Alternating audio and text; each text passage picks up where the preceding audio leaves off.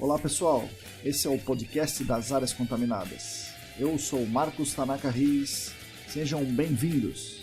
A trilha sonora é dos escalafobéticos Mauro Tanaka e Guilherme Durão, @Azalato Sampa e @Guilherme.Durão. Sigam a gente no nosso canal Áreas Contaminadas do Telegram e no canal do YouTube ECD Training.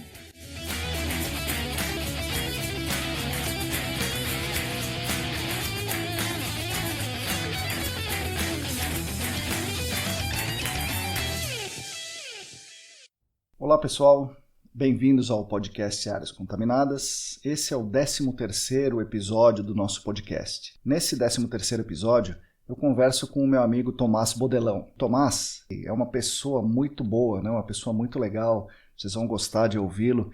Além de ser uma pessoa fantástica, ele é um geólogo muito bom. Ele é formado, né, uma graduação e mestrado na Unesp de Rio Claro, e a dissertação dele foi com El Nepal, então ele tem muita coisa legal tecnicamente a contribuir. Além disso, ele foi um dos maiores incentivadores desse podcast, que me ensinou vários truques, me deu várias dicas, então boa parte da responsabilidade por eu ter um podcast hoje é do Tomás.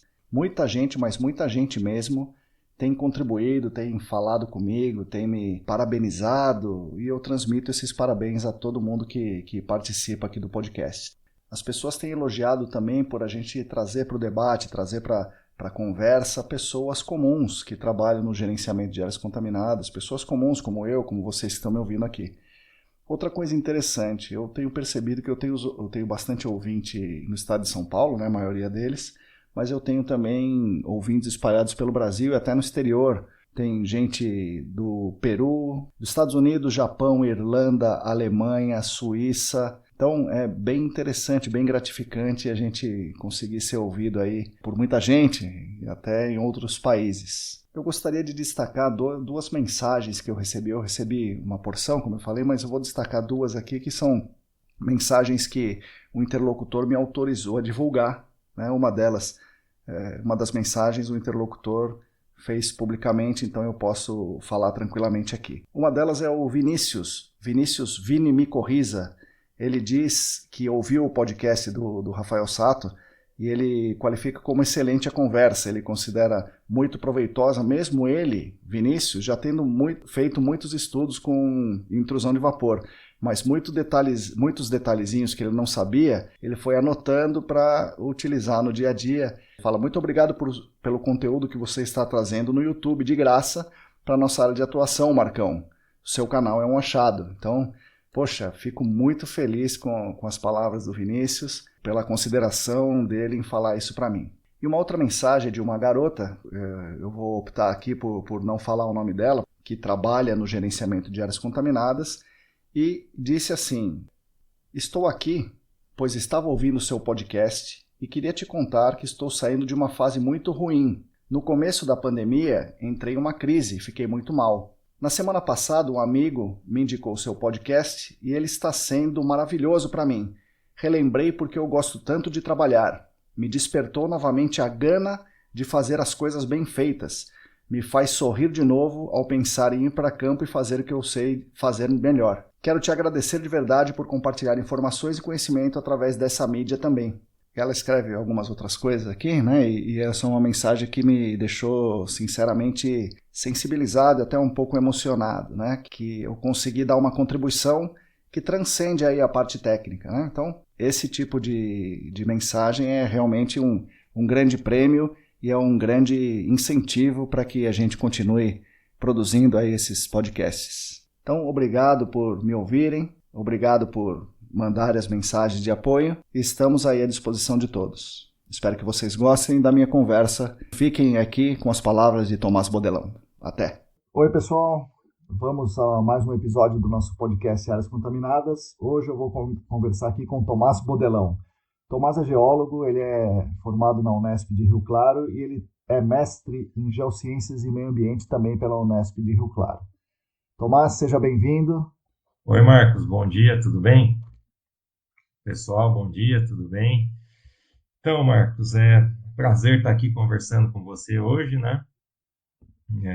esse canal, essa forma sua de divulgação é muito legal, né?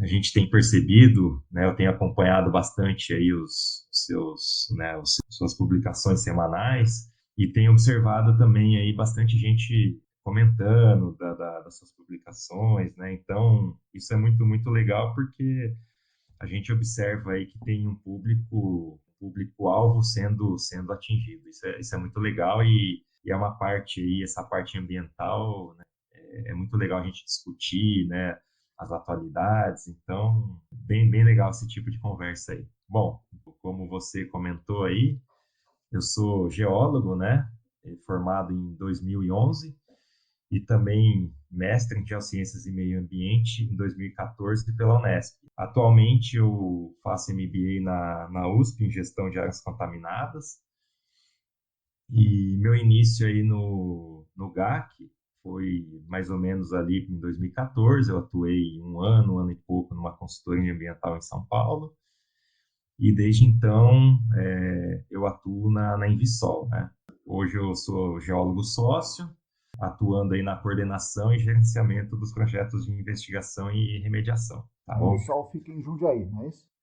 Isso, a sede da Envisol é Jundiaí, né? Mas a gente atua aí no país todo, né? Mas a sede é lá, em Jundiaí.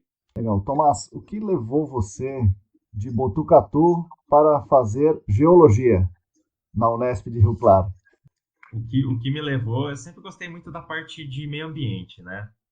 Então, assim, eu sempre tive essa certeza, né? Gostava da parte ambiental, só que não tinha certeza do que fazer, qual curso seguir, né? Então, eu tive uma influência aí do meu pai na parte, nessa questão, né? Meu pai, ele é geólogo, engenheiro geólogo, né? Formado na UFOP. E, na época, eu conversei com ele, falei, eu gosto muito da parte ambiental, não sei.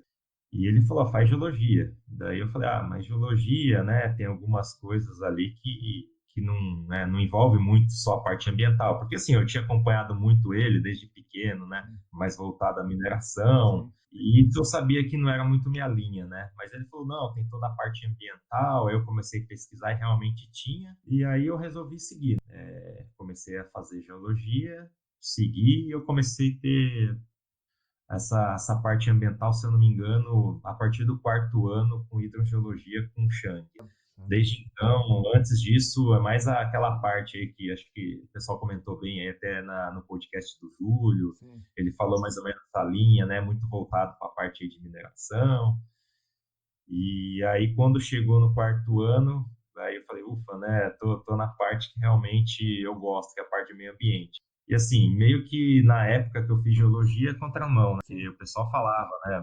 Meus colegas de classe, pô, você tá louco? Parte ambiental, né? Toda aquela conversa aí que Sim. acho que a parte ambiental já escutou, né? Que é um pessoal um pouco mais aí. E aí eu comecei a partir do quarto ano fazer estágio, fiz estágio lá no Lebac com o Chang, e desde então eu estou nessa parte, digamos, essa parte voltada mesmo ao meio ambiente, né? Que é a parte que eu sempre gostei muito. No meu mestrado mesmo, eu comecei a desenvolver mais voltada à parte de contaminação. E a gente pode aí depois até falar um pouco aí bem resumido da dissertação, né? O que foi feito, mas foi basicamente isso. É interessante, você foi meio na contramão da maioria dos geólogos, né? Os geólogos, eles querem ir para o petróleo ou para a mineração e você, desde o início, queria ir para o meio ambiente, o que é realmente inusitado, né? É incomum, né? Na faculdade de geologia. E daí É, você queria e viu hidrogeologia no início e depois logo você foi para o mestrado, porque você gostava disso, você já embarcou direto no mestrado, ou como que foi isso? exatamente. Aí quando eu vi que realmente essa linha que eu ia seguir, né? Eu optei quando eu formei em 2011, eu optei por continuar na universidade, né, estudando. É a época que tava um boom aí de contratação, né? Todos Sim. meus colegas que se formaram junto comigo foram mineração, ao petróleo, né? E eu falei, não, eu vou ficar aqui, vou continuar estudando e nessa parte ambiental. E Sim. quando eu me formei em 2014, estava Na baixa.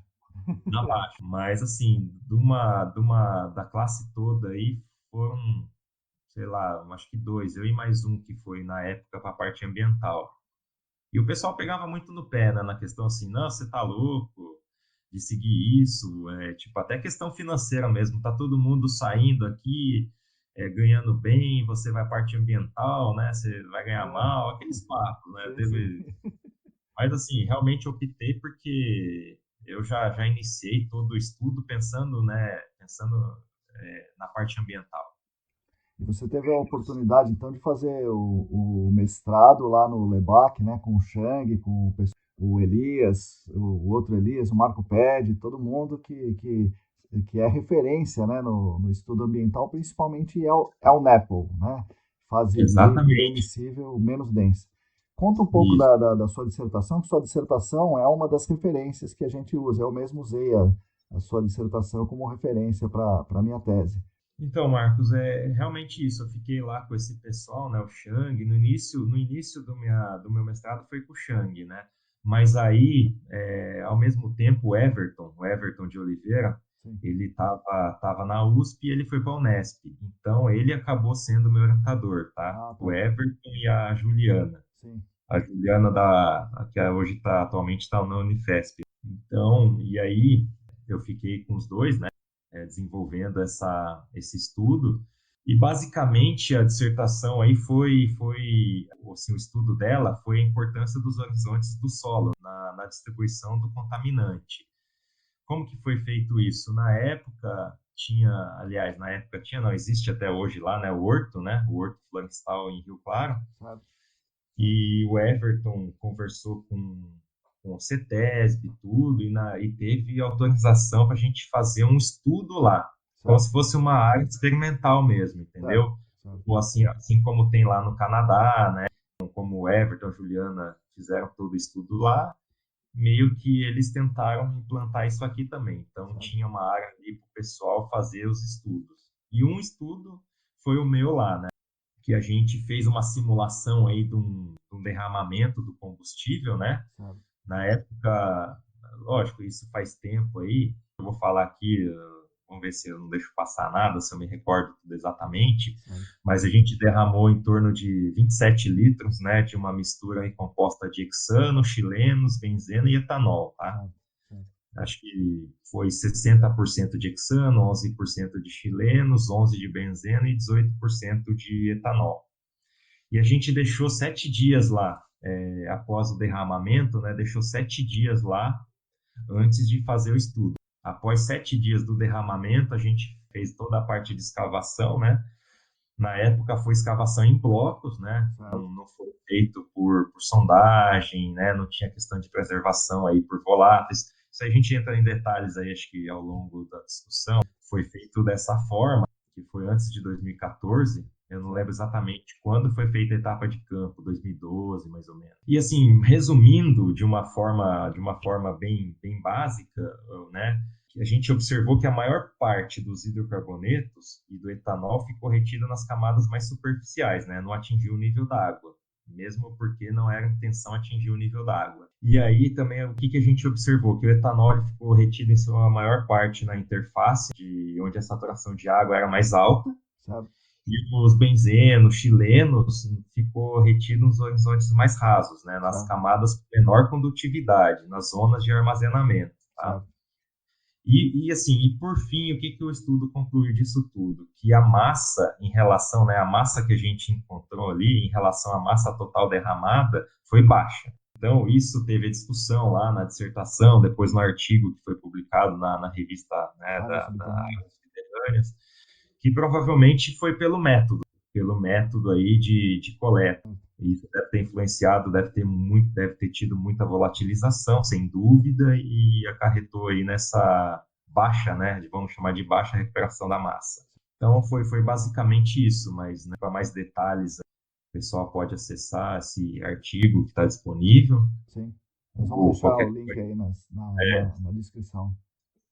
Mas assim, de uma forma resumida foi isso. E você faz na sua dissertação uma revisão muito interessante sobre o El Nepo, né? E lá você diz, mais uma vez, né, o que outros autores também dizem, que não existe o Pancake Model, né? Então, Exatamente. Conta pra gente aí, Tomás, o que é o Pancake Model e por que ele não existe? Então, esse é um assunto aí que já vem sendo discutido, né, Marcos? Já faz um tempo aí, tem estudos aí, né? Você, inclusive, citou num podcast recente, tem estudos aí do Elias Teramoto, que é lá do LEBAC, o Marco Ped também fez todo um estudo em cima disso. Porque o El Nepo a gente sabe, né, que é um composto aí, né, ele é menos denso do que a água. Então, assim, o que muita gente pode imaginar é que, assim, é menos denso, então ele vai ficar flutuando sobre o nível da água. E esses estudos aí, pela nossa vivência, né, a gente já viu que não é bem assim que funciona. Então, tem toda a questão de oscilação do nível da água, por exemplo, aí entra um pouco na questão de fluxo multifásico, fluidos molhantes, não molhante, época de seca, de chuva, o fenômeno aí de imbibição e drenagem, né? Por exemplo, em épocas de chuvas aí, o fluido, né, molhante está sendo deslocado pelo não molhante, né? Tipo, o contaminante está deslocando a água. E aí, em épocas de seca, acontece o oposto, né? O molhante está deslocando o não molhante, né? O contaminante ali, aliás, a água está deslocando o contaminante. E isso aí, né, acarreta esse movimento de sobe e desce, deixa a fase residual ali no momento de subida do nível da água, né? E no momento de descida pode causar remobilização dessa fase residual, né? Até assim aumentando a espessura da fase livre, o que às vezes pode ser confundido com uma possível, né, uma nova fonte ativa, que às vezes não é o caso, né? Então a gente tem toda essa questão aí de El Nepo trapeado, né?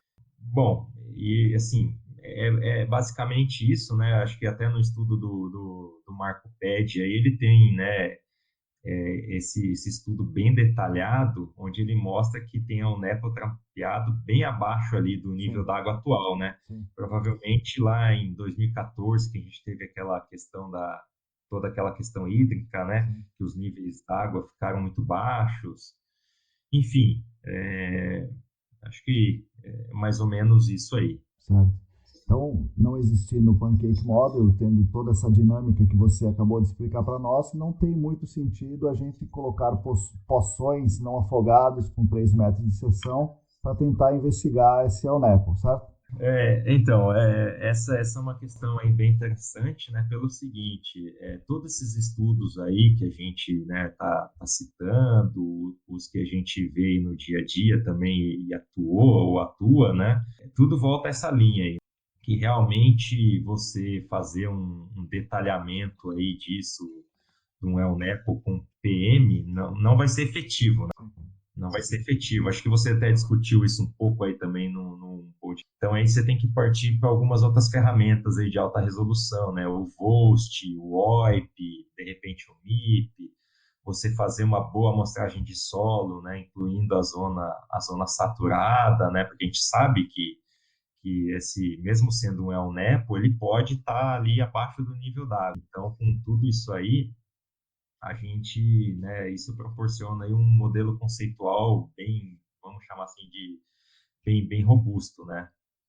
Porque se a gente usar o poço e de repente a gente vai ter um cenário que não é muito representativo ali do site, né, que está sendo estudado. Legal. Muito bom saber isso do especialista, né? Falando em especialista, você mencionou agora que você está fazendo um MBA, certo? O MBA da USP. E você, assim, Sim. o Alan, o Calvin, o Júlio foram meus alunos na pós-graduação do Senac, e você não. Você está fazendo esse curso do MBA da USP. Conta pra gente, eu não conheço muito esse curso, como funciona? É um curso, qual é a duração dele? Como são as aulas? As aulas são a maioria gravada, você tinha me falado, né? Mas tem algumas ao vivo, tem aula prática, são polos. Como que funciona mais ou menos esse curso? Olha, Marcos, antes de falar do MBA, realmente, né, você falou, eu não fui aluno, né, que eu não fui aluno seu lá no Senac, mas eu tive a oportunidade de fazer vários cursos lá, onde você, né, apresentou, né, deu aula, o que foi muito bom, né? Eu tive a oportunidade de ter várias aulas com você, com o Newton, com todo esse pessoal especialista, né? O que para mim foi muito bom. Acho que fiz aí mais de 10 cursos lá, Sim, com sim, foi você, sim. bastante coisa. Então, isso foi muito válido, aprendi muito com você aí, essa parte, né, de investigação, né, até de alta resolução, parte de amostragem de solo, a importância disso, porque realmente isso, né, é uma coisa que é muito importante no nosso meio e cada vez mais a gente tem que utilizar isso, né? Sim. Amostrar em todas as zonas, importância de definir zonas de fluxo, de armazenamento, enfim, posição dos poços em função disso, são conceitos aí muito importantes, né, no nosso meio aí, e que tem que ser cada vez mais divulgados. Mas, enfim, aí falando um pouco do MBA, eu vou dar detalhes no seguinte, assim, eu comecei recentemente, eu comecei esse ano, em março, né, então eu tive poucas disciplinas até o momento, tá? Certo, Mas, assim, são aulas online, aulas gravadas, né? certo. Eu tive algumas disciplinas aí de solos, a importância do GAC, né, o início do GAC, avaliação preliminar, confirmatória, né, ainda não começamos detalhada. E, assim, tem algumas aulas ao vivo, né, que são aulas de você tirar dúvida, tem a parte de discussão de fórum, que você também pode expor todas as suas dúvidas. Assim, a parte de aula prática a gente não teve nenhuma ainda, tanto em função aí de tudo que a gente está Certo, vivendo hoje, né? Mas assim, e pelo que eu vejo do curso, ele não é muito voltado a isso. Eu vejo que, né, vi que ele vai ter algumas aulas práticas, mas não é tão focado assim como no Senac, né? Que no Senac eu já acompanhei lá pelos cursos que eu fiz, que vocês são muito voltados à parte prática, né? Ali no certo. MBA, assim, não é tanto. Com certeza vão ter algumas aulas, mas não tão voltado igual vocês fazem. Mas assim, e é um curso de duração de 2 anos, né? Você Certo. tem que fazer um tipo um TCC no final, aí acho que 6 meses. E, enfim, assim, é o que eu consigo dar de informação no momento, porque Legal. realmente faz pouquíssimo tempo que eu comecei a fazer, né? Não, não, ótimo, Mas ótimo. é um curso aí que tá sendo muito interessante, com bastante conhecimento sendo passado. Então, tem profissionais muito bons lá. A gente vai ter disciplina com o Vicente, né, que é Certo. um cara excelente Nossa, aí na sim. parte de detalhada. A gente já teve algumas disciplinas com outros docentes lá da CETESB, tem todo o pessoal da USP, né? Então, realmente, assim, tá sendo muito bom. Legal. E tem uma vantagem importante de permitir que pessoas de todo o Brasil façam, né? Por causa da Exatamente. distância. Exatamente, exatamente. E acho que isso aí, tudo volta à situação atual que a gente vive, né? Sim, Tudo que é assim virtual, a tendência é ficar forte. Aulas presenciais, cursos presenciais, eu enxergo que isso aí vai diminuir um pouco, né? A sim. tendência é podcast, cursos disponibilizados, ou sendo pagos ou não, né? De forma por plataforma, ao vivo ou não, entendeu? Certo. Eu acho que isso aí vai ser tendência. Sim, também acho. E aliás, Lógico que assim, a questão prática realmente é muito mais difícil. Você tem que ir a campo, tem que ver, né? E tem as disciplinas que vão ter que ter essa conciliação aí sim. e ver a melhor forma de fazer isso, né? Sem dúvida. Aliás, uma coisa que eu ia falar é que você, Tomás, foi um dos grandes incentivadores de eu fazer esse negócio aqui, tanto o canal do YouTube quanto do podcast. Então já vou aproveitar Que para bom. agradecer aqui. Fico feliz aí. Eu tô achando assim excelente essa forma de divulgação.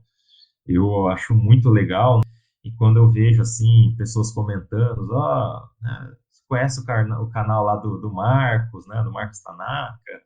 Então, assim, você mais do que ninguém deve ter percebido aí que está atingindo um público legal já, né? Sim, Então, eu particularmente estou achando muito legal e assim, e o conteúdo, né, que você tá discutindo aí, os convidados, é muito muito bom, de alto nível. Você vai conversar aí com o Newton também, tem uma sim. live, né? Então, são pessoas aí que a gente conhece, que está no nosso meio, que são referências, né, digamos assim. Sim. Pô, obrigado. Obrigado de novo pela força, viu, Tomás? Bom, você tem a formação sólida, né? geologia, depois mestrado, e o seu início no GAC foi numa consultoria mais de remediação, né? Mais de aplicar a remediação, tá? Onde os seus conhecimentos, tanto como geólogo quanto do mestrado, talvez tenham ficado subaproveitados. E daí você migra para a Invisol. Como é que a sua formação, a sua sólida formação, te ajuda agora no seu trabalho? Então, Marcos, é exatamente isso que você comentou, né? Eu fiquei lá um ano e alguma coisa, numa consultoria maior, e você, na época lá, esse pequeno tempo aí, digamos, você exercia basicamente a função que você foi contratado para fazer, né? Sim.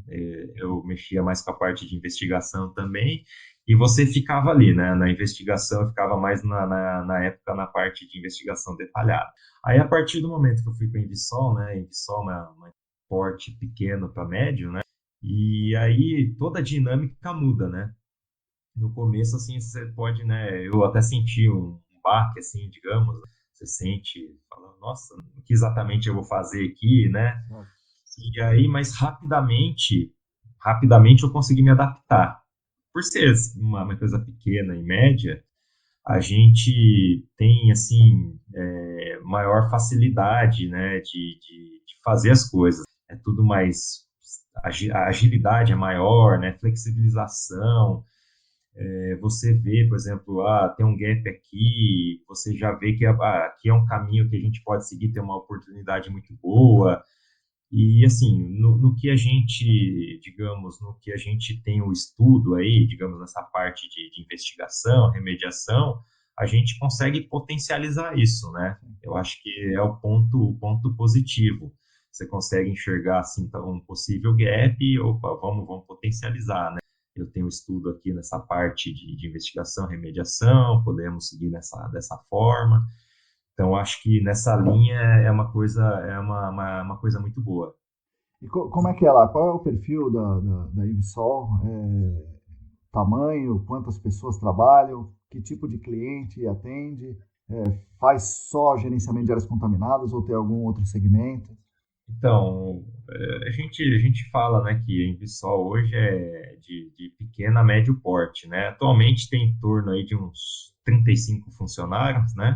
E quando eu comecei tinham menos, em torno aí de uns 8, aí sim era pequeno. A gente trabalha com toda essa parte ambiental, né? Eu fico mais focado no GAC, ali com investigação e remediação, né? Eu que assim coordeno e gerencio essa parte, mas a gente atua também na parte de gestão de resíduos, né? A parte de meio ambiente e de áreas contaminadas. E nossos principais clientes são indústrias, né? A gente atua principalmente em indústrias aqui no estado de São Paulo. E como é que, dentro do GAC, como funciona, como é que é o funcionamento? Como o cliente acha vocês e como vocês dizem para o cliente, porque o cliente não é especialista como a gente, como quem está ouvindo, quem está nos ouvindo aqui. Normalmente o cliente não sabe nem o que significa CETESB, né? Muito menos o que é um gerenciamento de áreas contaminadas. Como é que é uma empresa, porque eu imagino que acontece na Arcadis, né? Na ERM. Arcadis e ERM são multinacionais, então normalmente o corporativo da Arcadis fala com o corporativo da grande indústria e tal. Como é que é uma empresa pequena e média? Como é que funciona isso? Como é que o cliente sabe que ele tem a necessidade de ver uma área contaminada e como é que vocês atendem essa necessidade? Como vocês explicam para o cara o que ele precisa? Então, a parte do cliente, né? Como ele chega até nós. Geralmente, por recomendação, pessoas assim que ficaram sabendo de algum trabalho que a gente realizou, né? E essa questão do cliente, de como que ele aciona, né? Uma consultoria, depende muito, tem de todos os casos, né? Tem aqueles que realmente têm um conhecimento já na parte de meio ambiente, tem algumas empresas, algumas indústrias que têm uma pessoa especializada ali em meio ambiente, né? Então a pessoa tem uma noção boa das etapas do gerenciamento de áreas contaminadas, enfim. Então a pessoa já, antes de qualquer coisa, já sabe, vamos contratar alguém para fazer determinado estudo. E tem aqueles clientes que não têm uma pessoa especializada na parte de meio ambiente. Isso aí, acho que de uns anos para cá a gente notou que aumentou, até as indústrias aí deram uma enxugada nessa questão. Então, é uma pessoa que acaba tomando conta de vários setores. E, às vezes, essa pessoa não tem muito conhecimento da parte de meio ambiente. Quando ele recorre a gente ou outra consultoria, geralmente quando teve uma autuação ou quando teve uma solicitação da CETESB, aí sim a pessoa fala, recebi isso aqui, eu preciso que você avalie, né? Aí a gente vai, avalia, manda uma proposta, discute com ele, fala, a CETESB está solicitando isso, isso, isso, né? Temos que seguir nessa linha. É basicamente dessa forma, assim, Marcos. A gente vê essas duas linhas aí, né? Não, legal. E como é que é o fluxo da decisão e do fluxo do trabalho? Imagina você aconteceu tudo isso e o cliente acabou por contratar vocês. Falou, não, beleza, pode fazer o trabalho. Dentro da Invisol, como é que é? Tem gente que é só de campo, que vai coletar os dados, e gente que fica no escritório, ou a mesma pessoa vai no campo, depois faz o relatório, vocês subcontratam muitos serviços, ou vocês fazem internamente, sei lá, planta, topografia, sondagem, laboratório, é claro que é terceirizado, né? Sim. E você nisso, você faz o relatório, ou você revisa os relatórios, ou você planeja, ou você também executa? Como que é esse fluxo aí dentro de uma empresa como a Invisol? Então, Marcos, assim, apesar, né, de ser pequeno, médio, é tudo compartimentado, né? A Certo. gente tem pessoas dedicadas a campo, pessoas dedicadas a escritório, né? Mas, claro, como a gente, né, é pequeno, médio, tem essa facilidade de flexibilização. Então, em questão a gente consegue agilizar a tomada de decisão, a gente consegue otimizar bem, né? Ser rápido nisso. Certo. Então, esse é um ponto muito bom, né? A gente consegue ter uma tomada de decisão rápida em qualquer etapa. Então, a parte de relacionamento, igual você falou de subcontratados, parte de análise, sim, né? A gente subcontrata, mas isso aí, até as grandes consultorias Sim. fazem isso, né? A análise. Então, a gente acaba tendo um relacionamento muito bom com o pessoal lá de laboratório. A gente subcontrata também pessoal de sondagem e também temos um relacionamento muito bom. Então, mas assim, a gente, né, tem toda essa equipe compartimentada, desde pessoal comercial, financeiro, mas também nada impede de, digamos assim, de um faz tudo, né? Eu mesmo lá acabo fazendo proposta, né? Faço relatório, reviso o relatório, vou para campo, né? Eu gosto de estar lá com o pessoal, né, de campo, acompanhando e vendo como está sendo o serviço. É claro, né? Isso aí a gente não, eu já vi que vocês discutiram em outros podcasts, acho que foi inclusive com o Júlio, né? Sim, sim, Que sim. cita que assim nós, né, nós geólogos ou nós profissionais que estamos envolvidos nessa parte aí de meio ambiente, Coordenação, né? gostamos de ir para campo, só que nem sempre a gente consegue ir. Mas assim, quando está tendo atividades de campo, eu geralmente vou de 2 a 3 vezes na semana, que não vou todos os dias porque realmente não é possível, porque tem todas as outras atividades, as demandas, né, que a gente está envolvido e não é possível, mas o máximo, eu tento ir o máximo que eu consigo para campo, mais ou menos aí acho que é nessa linha, né? E assim, é importante, né? Sim. É importante, pessoal de campo lá, sempre a gente está capacitando, né? Então temos um pessoal de campo hoje muito bom, que a gente do escritório tem plena confiança, né? Praticamente a gente não recebe nenhum, digamos, BO lá, né? Certo, Porque certo. geralmente, se você também sabe muito bem que parte operacional sempre tem uns BOzinhos, né? Vixe, Então, assim, por ser compartimentada e por ser pequeno, né, a gente tem uma proximidade muito boa, né, com todos os funcionários. A gente consegue alinhar muito bem desde o início do campo, faz reunião né, antes do início do campo, durante o campo, pós-campo, para minimizar qualquer tipo não digo erro, né, minimizar qualquer coisa aí que saia um pouco fora do planejado. não, bem interessante, né? Diferente de consultorias grandes, com certeza. Falando nessa diferença, teve o impacto da pandemia.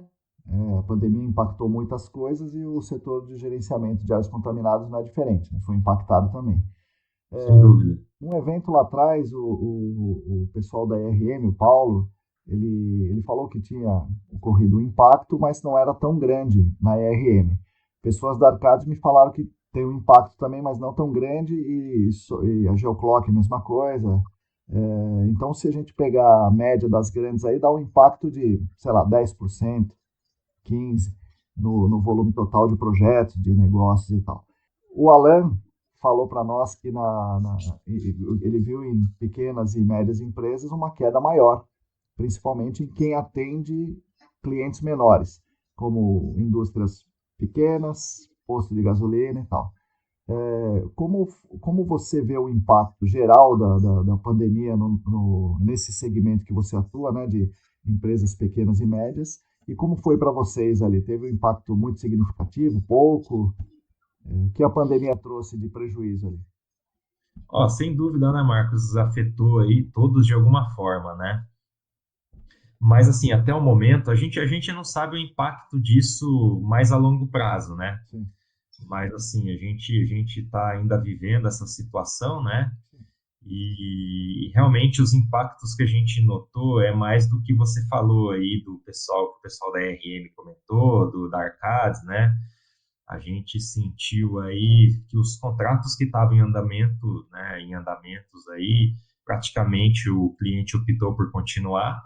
E então, toda essa questão aí não afetou tanto. O que a gente percebeu são projetos novos, né, realmente diminuiu, porque quem pode segurar, cliente que pode segurar, não tem alguma exigência, alguma coisa, com certeza ele vai segurar, vai aguardar esse momento, né, segurando caixa, enfim, tem toda essa questão aí.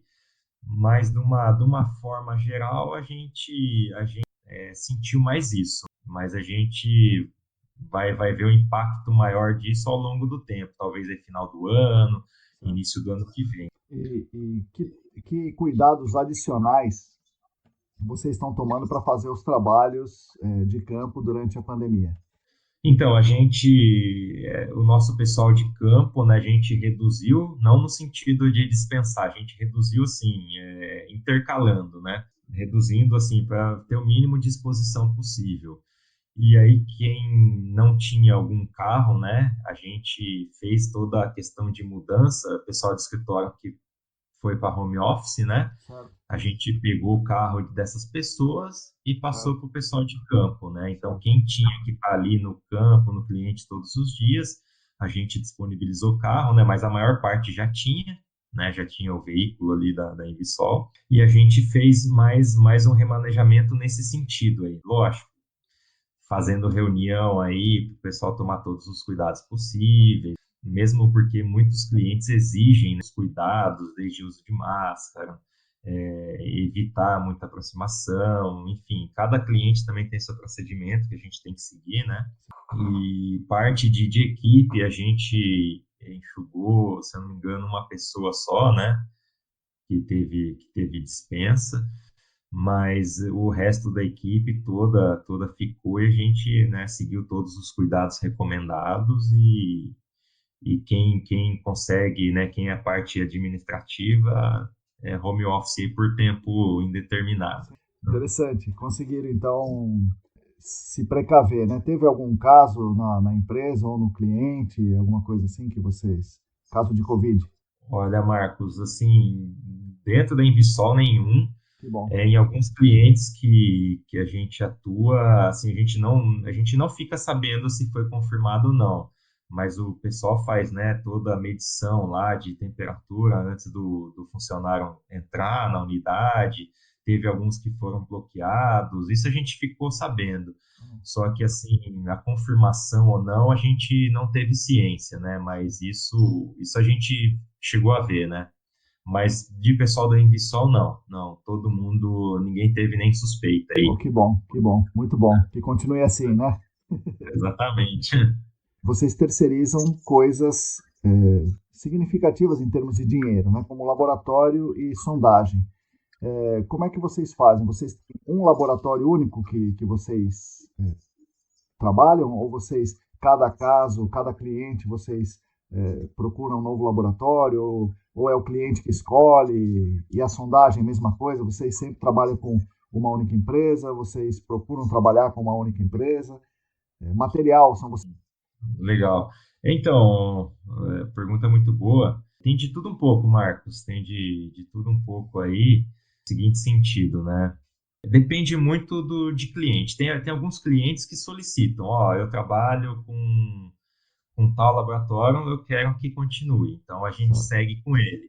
certo. Tem aqueles que falam, não, você escolhe qual você gosta mais tecnicamente. Então, a gente tem a possibilidade de escolher, ó, então, a nossa indicação é esse. E tem aqueles clientes que falam, ó, assim, nossa situação aqui, a gente precisa de algumas propostas e a gente define pelo que apresentar o menor valor, o menor valor. Certo. Então, a gente tem todos esses cenários aí envolvidos. Então, a gente trabalha de acordo com que a linha de cada um. E aí sim, essa questão aí de sondagem funciona da mesma forma. E a gente sim, né, em função da situação que a gente vive, né, acho que todo mundo está revendo parte de custos, e a gente segue nessa linha sim. Por exemplo, a gente vai contratar uma empresa de sondagem, a gente faz toda a cotação aí de material à parte, né? Faz a compra à parte, a gente consegue fazer todo esse dimensionamento aí, que é simples. Então, o pessoal vai lá, sei lá, se a gente foi contratado para instalar um poço, né? Certo. Então, a gente subcontrata uma empresa de sondagem, vai lá, e eles só fazem o furo, né? E a gente que disponibiliza todo o material, né? Isso reduz o custo. Reduz o custo, assim, tem toda essa dinâmica de redução de custo, sim. O Calvin, né, a gente teve um podcast com o Calvin aqui, e ele falou bastante sobre inovação, gestão de dados, coisas realmente aí que vão ser o futuro do mundo, né? Inclusive da nossa área. E daí ele fala na ótica da Cetrel, onde ele trabalha, e trabalhou também na ERM, na Arcades, né? Então, como é que uma empresa pequena pensa nisso? Como é que é a gestão de dados? Como é que existe uma gestão de dados, banco de dados no Axis ou no EVS, naqueles bancos de dados bem estruturados mesmo? Como vocês fazem, se vocês fazem, como modelos 3D, toda essa questão das inovações tecnológicas, vocês já fazem isso ou estão pensando em fazer isso? Como que você pensa nessa questão dos dados? Ótimo. Então, essa questão, né, Marcos, é como muito bem exposta pelo Calvin aí no podcast, né? Realmente isso aí a gente já vive hoje, né? E com certeza vai ser tendência, né? Então, todo mundo aí vai ter que se adaptar a essa nova tecnologia, digamos assim, né? Todo mundo vai ter que adotar, e isso, em relação ao cliente, também é uma coisa muito boa, né? Porque isso pode proporcionar discussões, assim, muito, muito mais fáceis, né, com o cliente. Por quê? Porque, sei lá, o cliente vendo ali um modelo 3D, né, você imprimindo isso ou não, às vezes um entendimento, uma coisa que você passa por um desenho 2D ou por explicação, por mais que você entre no detalhe, né, acha que está sabendo ser bem didático, explicar bem, mas às vezes o cliente não está entendendo perfeitamente aquilo, né? Sim.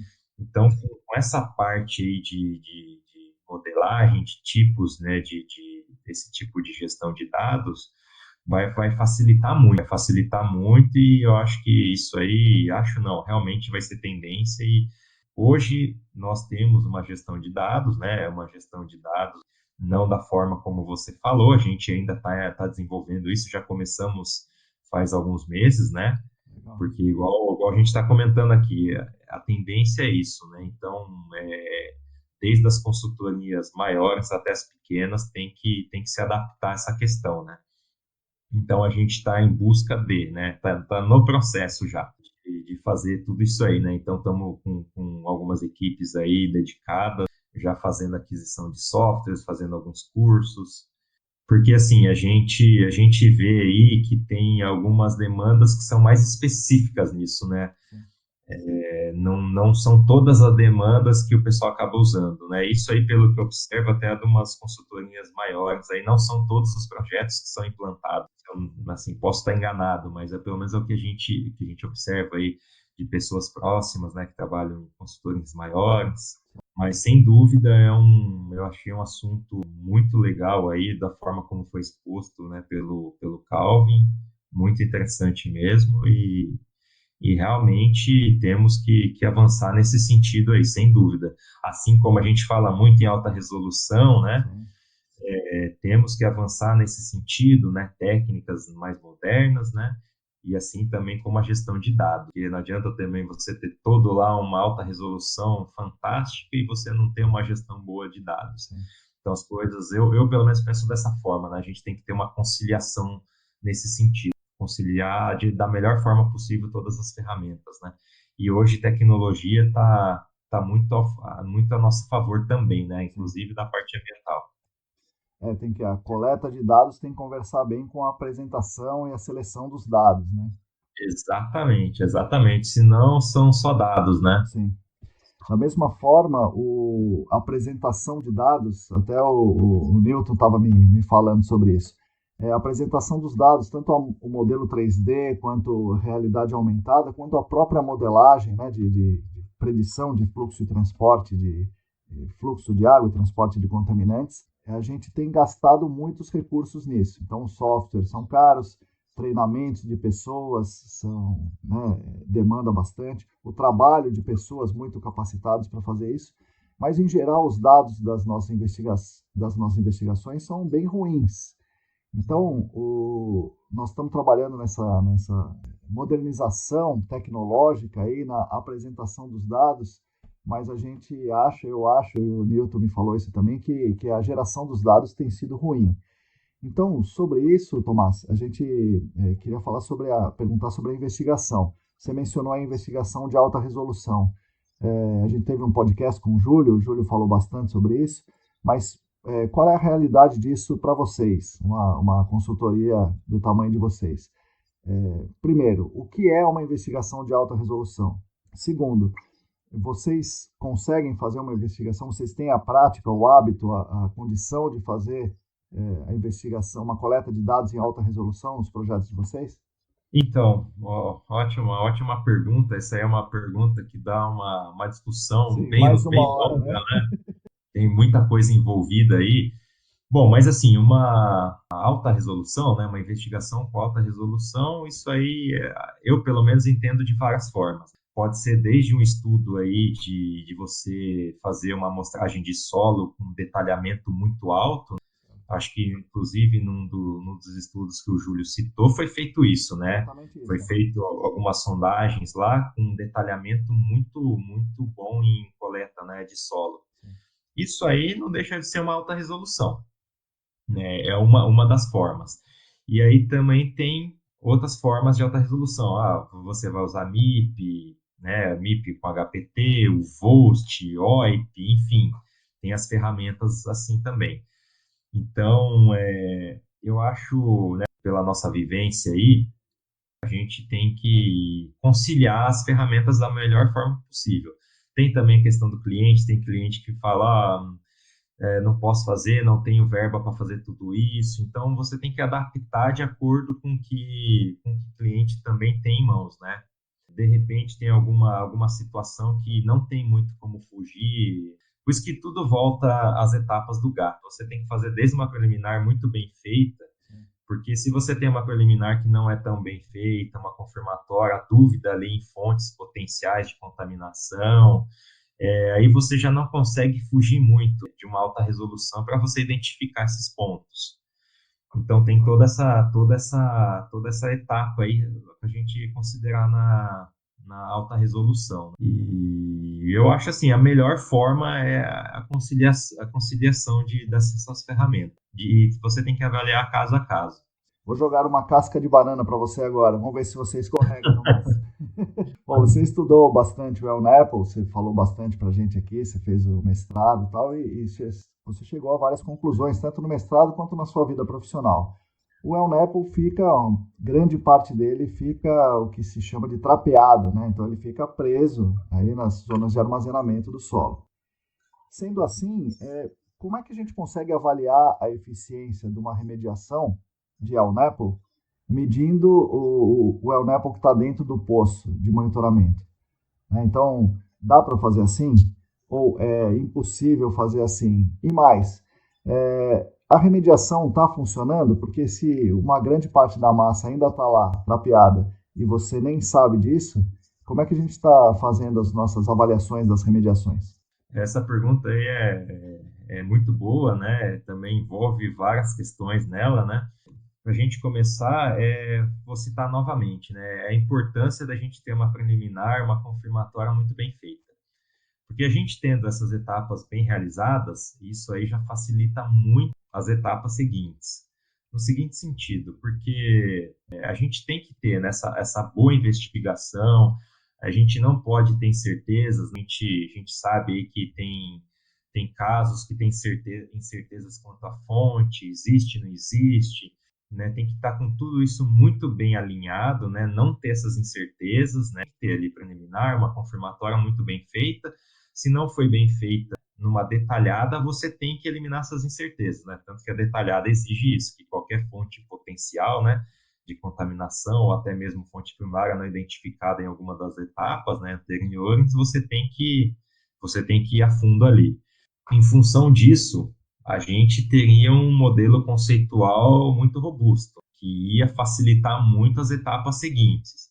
Porque se a gente tem aí todo um sistema de remediação baseado em incertezas, provavelmente você vai ter um sistema de remediação aí que não vai ser efetivo. Você vai estar bombeando, um exemplo, vai estar bombeando fase livre, ou não vai estar recuperando, ou vai estar recuperando e você vai ver persistência de fase livre por algum motivo, né? Então, tem toda essa questão aí. E se você tem uma avaliação, vamos falar, uma boa investigação, um modelo conceitual muito bem definido, você não tem nenhuma incerteza dentro desse processo, a não ser que tenha incerteza que ninguém sabe que tem, né? Sim, sim, Porque, mas enfim, esse é um outro caso. Aí entra nessa questão que você falou, tem a UNEPO, né? Tem no poço, tem trapeado, o que faz? A gente sabe que nos Estados Unidos hoje o pessoal está encerrando casos aí de acordo com a transmissividade da fase livre. Tem um documento lá, API, né? sim. Um documento muito bom aí. Aqui no Brasil a gente tem visto pouco essa aplicação ainda, talvez em função da questão da alta resolução, da gente ter um detalhamento muito bom dos sites. Porque o que a gente observa aí que não é incomum chegar nesse ponto, tá lá na etapa de remediação, por algum motivo não está dando resultados bons, e aí o que faz? Aí volta tudo novamente, aí sim usa alta resolução, aí vê, achamos uma coisa aqui que tinha passado, tem essa questão aí que não é incomum de se observar, né? Então, voltando lá, se a gente tem uma boa investigação, sem certezas ali, dependendo da transmissividade, você consegue encerrar um caso, mesmo tendo ali a fase livre, tendo fase residual, porque se você comprova aí para o órgão que não tem uma mobilidade ou é mínima e não apresenta risco, você pode até encerrar um caso com base nisso, porque a gente sabe que toda a fase livre, todo o produto, fase residual, ela não é recuperável, né? É isso mesmo, a fase livre não recuperável, né? Depois a gente até, você lembrou bem, vamos deixar uns links aí para o pessoal, viu, Tomás? Para ver essa questão da transmissibilidade, aí tem artigos muito bons, tem esse guia da API que é bem legal. Então é bom quem está nos ouvindo aí consultar. Falando no encerramento do caso, é possível encerrar o caso, sim, do jeito que você falou, né? A massa está lá, o El Nepo está lá, é residual, ele não gera muito aporte para água subterrânea, não gera vapor, né? Então não gera vapor a ponto de deixar algumas pessoas em risco, e daí a gente pode encerrar o caso. Mas aí que eu vou te perguntar, encerrar totalmente, vamos embora? Ou o encerrar o caso é parar de gastar com a remediação, mas você ainda olhar para o site, porque a gente não pode deixar isso aí lá, né, e virar as costas e ir embora, né? Só porque não está tendo um risco agora de intrusão de vapor. Não é isso? Essa também é uma questão aí muito boa, até polêmica, né? Sim. É o seguinte, né? De acordo com a resolução CONAMA, ou mesmo a lei estadual, né, ela fala que ela possibilita o uso declarado futuro da área mediante o que? A redução do risco à saúde humana, né? Sim. Que é a reabilitação da área contaminada. E já a Constituição, né, e a lei federal fala não, desculpa, em restauração e recuperação do ecossistema afetado. Ela fala em reparação integral do dano ambiental. Então, se a gente for levar isso em consideração, a gente percebe o quê? Que são conceitos diferentes, sendo que a remediação, dentro disso que a gente falou, ela é o primeiro passo da reparação integral do dano, uma vez que após a declaração de reabilitação pelo órgão ambiental, né, emitida pelo órgão ambiental, é que surge ao poder público, por exemplo, o Ministério Público, a oportunidade de exigir que o responsável ele continue a remediação. Então, eu acho que isso aí tem que ficar muito bem entendido. Não necessariamente você eliminou risco à saúde humana, que você não vai ter que fazer mais nada ou só vai ter que fazer um monitoramento. Depende das esferas envolvidas. Por exemplo, se o Ministério Público está envolvido, ele vai em busca ali, vai pedir o que está na Constituição e na lei federal. Então, pode ir além da remediação, né? Ele pode exigir ali os limites de potabilidade, que também tem todas aquelas discussões, né? É São possível, baseados não é em risco, né? possível, enfim, mas acho que não é o caso da gente ficar discutindo.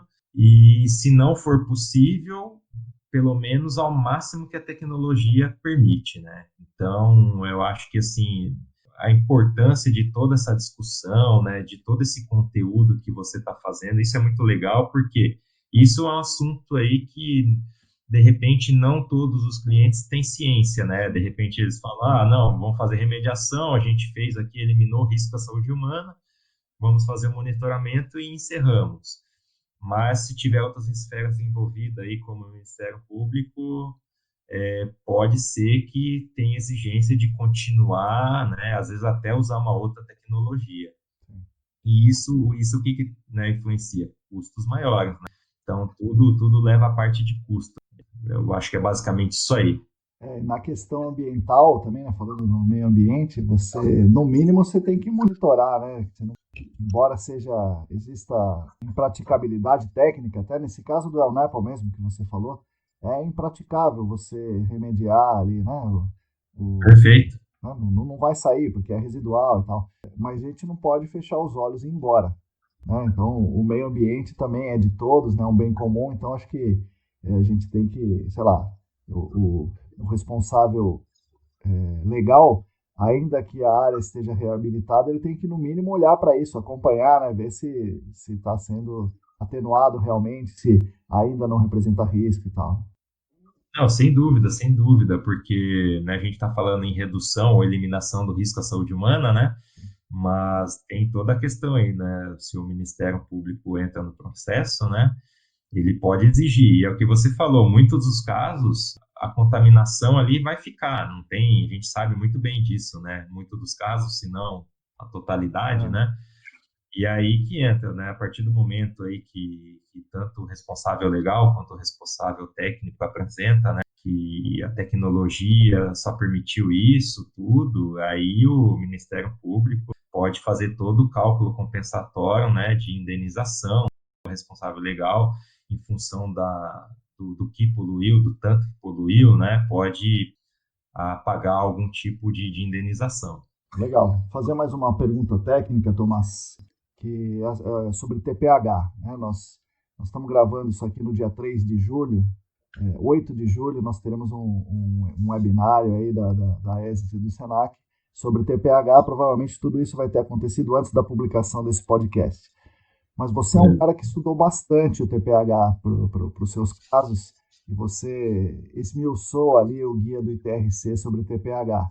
E TPH é um negócio que gera muitas dúvidas na cabeça das pessoas, dos consultores e dos responsáveis legais. Então, te pergunto o seguinte: imagina que a avaliação preliminar numa área indica a possível existência de hidrocarbonetos de petróleo. E aí você é o consultor, então você vai ter que sugerir que entre as substâncias químicas de interesse, o TPH vai estar dentro desse rol. Como você vai elaborar a proposta para o cliente? Ou seja, que tipo de TPH, que análise química ou como que você vai fazer essa investigação de modo genérico, assim, né? É o TPH total, é o TPH fracionado? Primeiro é o total, depois é o fingerprint? O que você pode dar de dica aí para os consultores aí, quem trabalha na área de como proceder com o TPH, esse fantasma que nos assombra? Não, perfeito. Esse também é um assunto aí, assim como é o NEPL, né? É um assunto com um podcast todo, né? Sim. Um assunto bem extenso. Esse documento do ITRC, quem tiver a oportunidade, dá uma lida, é um documento muito bom. Ele é até um pouco extenso, mas vale a pena, vale a pena. E por quê? O TPH realmente é isso que você falou, né? Ele causa, né? Ele gera muitas dúvidas. Que analisar, como analisar, quando analisar, né? Porque, assim, no TPH a gente tem algumas questões, né? O principal porque eles possuem composições diferentes e, por vezes, até misturas complexas. Existe, como você falou, né, Marcos, existe mais de um método analítico também, o que acaba deixando mais dúvidas. Qual eu vou seguir? Tem os mecanismos de degradação e o entendimento disso, né, envolvido. Qual órgão ou regulamento a gente deve seguir, a presença dos metabólitos, você tem que levar em conta também, que são subprodutos. A gente tem todas essas questões aí que a gente tem que avaliar também. A gente, hoje no mercado, basicamente, tem alguns métodos, né, de análise. A gente pode chamar aí de um método, o primeiro método como uma abordagem química do indicador, né, onde é feito as análises dos compostos indicadores clássicos, por exemplo, os BTECs, né? Isso é um tipo de análise. Aí tem a abordagem de fracionamento, né, que essa aqui é onde te dá lá os compostos divididos em aromáticos e alifáticos. E tem também a abordagem do produto, que eu acho que é a do produto inteiro, que é a que a gente comumente mais vê aí no mercado, que são lá as faixas gasolina, diesel, combustível de aviação, né? Essa pelo menos é que a gente mais observa que o pessoal utiliza. Bom, aí falando um pouquinho aí, tentar resumir de uma forma assim, bem geral, né, para a gente não se alongar muito, porque é um assunto extenso aí, sem dúvida. Como eu falei, que essa é a análise mais comum realizada, né, que é da faixa gasolina, diesel e combustível, mas pensando nessas abordagens que eu comentei, a mais tecnicamente defensável é, sem dúvida, as de frações de TPH, pois ela usa os fatores de toxicidade, né, recomendados e as constantes químicas para os intervalos frações assumidas. Sem contar que quando a gente fala em TPH, o que a gente pensa também, nós consultores? Valor. Qual valor de referência a gente usa, né? Sim. Hoje a gente não tem nenhum valor aqui. Né? Antigamente, lá numa das listas da CETESB, numa DD, acho que 2006 tinha. Sim. Que, se eu não me engano, era 600 para água, TPH total, e 1.000 para solo. Isso, vinha da lista holandesa, é isso aí. Isso, vinha da lista holandesa, mas hoje aqui no Brasil a gente não tem um valor de referência para TPH, o que causa mais dúvida. Analisei, né, esse aí de produto, que me deu a faixa gasolina, óleo, o TPH está dando, sei lá, 5.000. O que eu faço? Eu sigo 600, o valor não sigo. Então, todas essas questões aí levam muito pessoal muita dúvida, né, Marcos? Então, só para a gente, né, finalizar um pouco esse assunto, embora essa, né, abordagem que eu citei aí da faixa gasolina, diesel, combustível, né, ela possa ser tecnicamente defensável, a mais defensável entre as que eu citei, ela ainda implica mais incerteza do que associadas às estimativas de risco à saúde humana com base nos dados medidos da fração de TPH. Então, se você pensar, né, nas frações de TPH, né, no TPH fracionado, na lista EPA, né, que é atualizada aí pelo menos umas 2 vezes ao ano, lá você tem valor, né? Você tem valores de referência para essas frações. Então, isso aí consegue te dar já um norte muito bom do que seguir. Mas aí né, entrando um pouco na sua pergunta novamente, qual análise fazer, né? Sim. É a dúvida também. Sim. Então, eu sou da seguinte opinião: a gente tem que usar essas três abordagens aí junto, né? Tem que Certo. usar em conjunto, analisar em conjunto. Por quê? Porque aí a gente consegue ter um cenário muito melhor, né? Assim, identificado, e a tomada de decisão em cima disso vai ser muito melhor. Eu, assim, sei que tem um custo mais alto, mas eu enxergo que essa abordagem hoje é uma abordagem que vai te direcionar, te dar um norte muito melhor. Não é incomum, já pegamos casos aí, por exemplo, que era analisado só o TPH do produto, aí por faixas gasolina, Sim. diesel e combustível, e você olhava o TPH total, às vezes tinha um TPH ali muito alto. Certo. E você olhava o composto indicador, não tinha o composto indicador, mas não Certo. quer dizer que não tenha o composto indicador, que não tenha o hidrocarboneto, Certo. entendeu?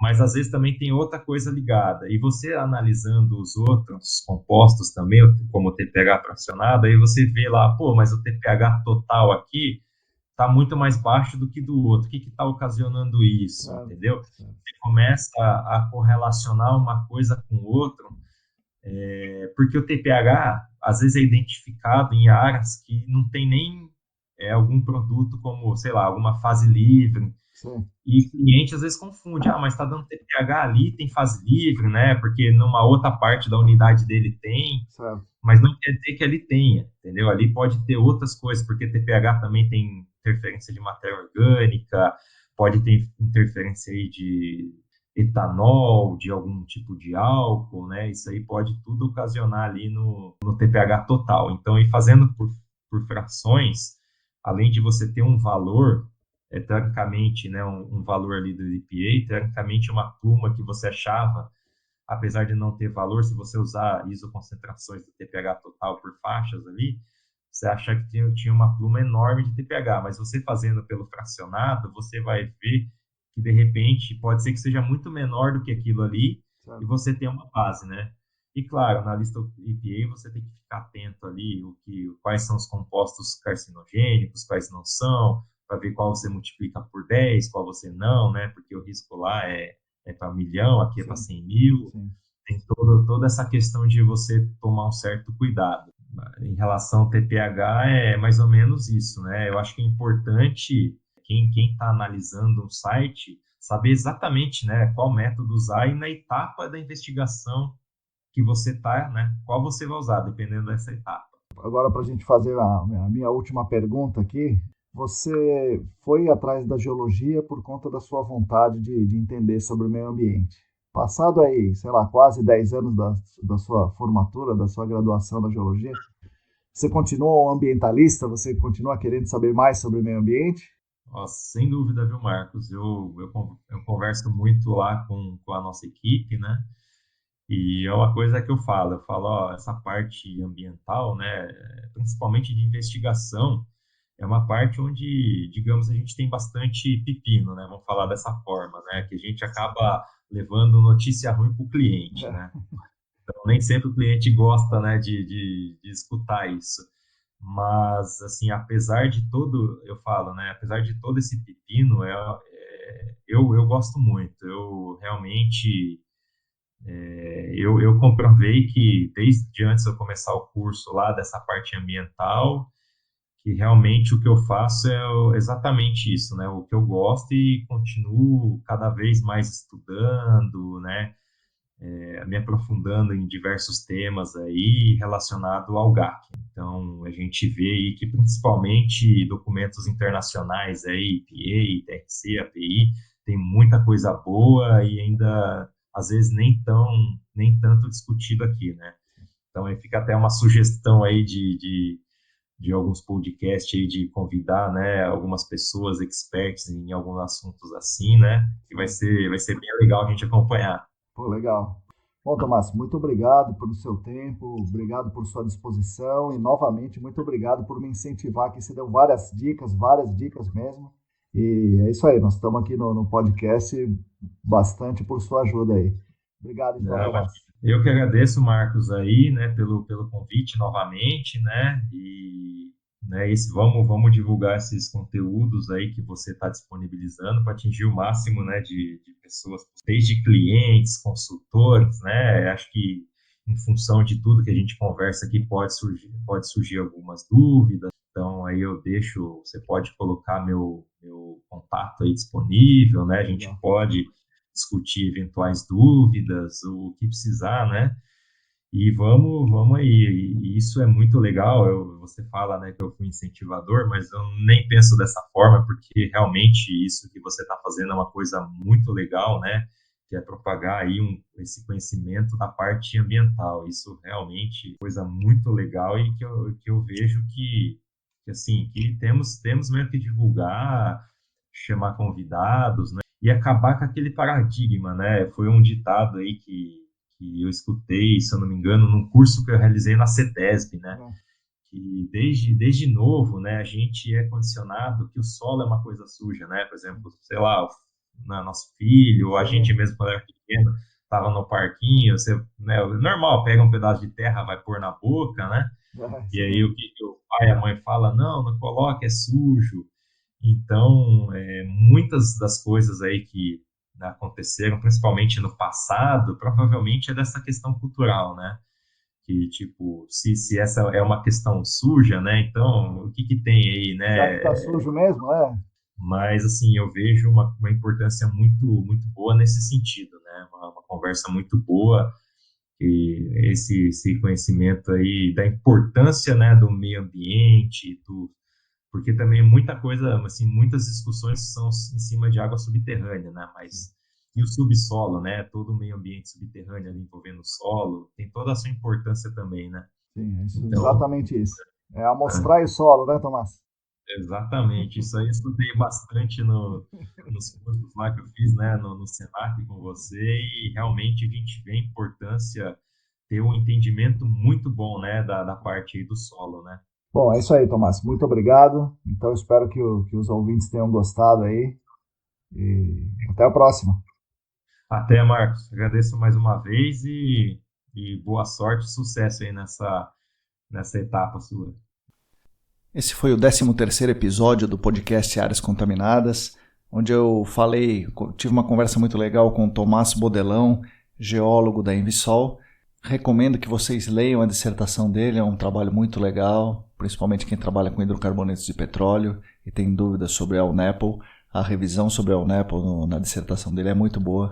Além disso, recomendo os trabalhos e os links que a gente está deixando na descrição. Mais uma coisa, eu gostaria muito que vocês entrassem em contato comigo sugerindo novas pessoas para serem entrevistadas, novos temas para a gente tratar. Gostei muito da repercussão do 12º episódio, onde eu falei com a Letícia e a Larissa. Nós conversamos ali de coisas técnicas, mas também de coisas do dia a dia do GAC. Especialmente com elas foi sobre o papel da mulher, né, e as dificuldades da mulher no gerenciamento de áreas contaminadas. Então gostaria que vocês me dessem dicas aí sobre o que vocês esperam ouvir aqui no nosso podcast. Acompanhem também o nosso canal do YouTube, o nosso site ecdambiental.com.br. Mais uma vez, muito obrigado pela audiência de vocês. Até a próxima.